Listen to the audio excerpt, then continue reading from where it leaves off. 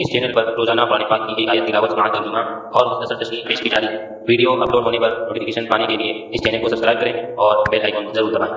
السلام علیکم ورحمۃ اللہ وبرکاتہ۔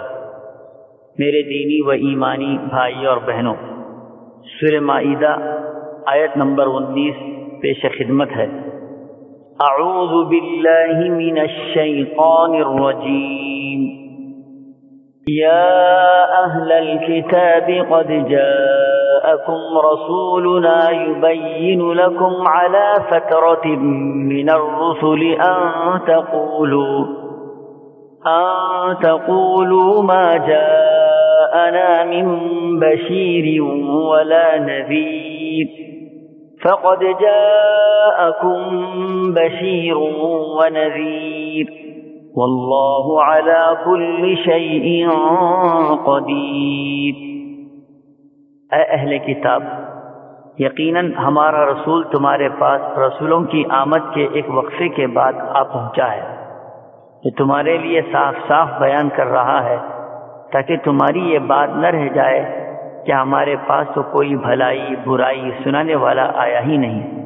بس اب تو یقیناً خوشخبری سنانے والا اور آگاہ کرنے والا آ پہنچا، اور اللہ تعالی ہر چیز پر قادر ہے۔ حضرات، اس آیت میں اہل کتاب یعنی یہود و نصارہ سے خصوصی طور پر خطاب کرتے ہوئے اللہ تبارک و تعالی ارشاد فرماتے ہیں کہ اے اہل کتاب، تمہارے پاس ہمارے رسول آئے، اس نے ہر چیز واضح طور پر تمہارے سامنے پیش کی۔ اور رسول ایسے زمانے میں آیا جبکہ رسولوں کے آنے کا سلسلہ ایک زمانے تک بند تھا۔ روایات میں آتا ہے کہ حضرت موسیٰ علیہ السلام اور حضرت عیسیٰ علیہ السلام کے درمیان تقریباً 1700 سال کا فاصلہ ہے۔ اس دوران سینکڑوں کی تعداد میں حضرات انبیاء علیہ السلام اس دنیا میں تشریف لائے۔ حضرت عیسیٰ اور حضرت محمد مصطفیٰ صلی اللہ تعالی علیہ وسلم کے درمیان 571 سال کا فاصلہ ہے۔ اس دوران کوئی نبی اس دنیا کے اندر نہیں آیا۔ اسی زمانے کو فترے کا زمانہ کہتے ہیں۔ تاریخ میں آتا ہے کہ اس سے پہلے کبھی اتنا بڑا زمانہ انبیاء کی بعثت سے خالی نہیں رہا۔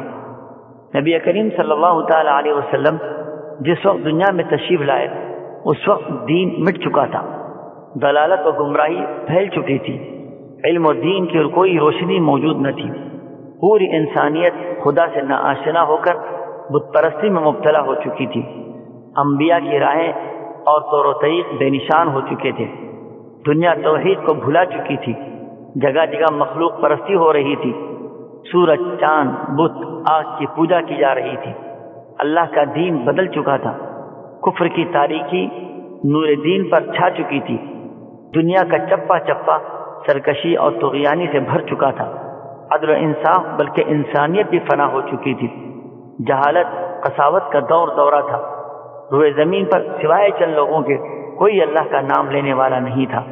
ایسے موقع پر نبی کریم صلی اللہ تعالی علیہ وسلم کی بعثت ہوئی، آپ دنیا میں تشریف لا کر دنیا کی کایا پلٹ دی اور اسلام کا پرچم جگہ جگہ لہرانے لگا۔ اس سے معلوم ہوا کہ آپ صلی اللہ تعالی علیہ وسلم کی جلالت و عزت اللہ کے پاس بہت بڑی تھی، اور آپ نے جو رسالت کی ذمہ داری ادا کی وہ کوئی معمولی نہ تھی۔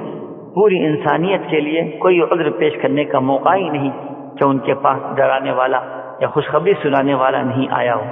اللہ نے انسانوں کی رہنمائی، فلاح و بہبودی کے لیے پورا انتظام فرمایا۔ اللہ ہی ہر چیز پر قادر ہے۔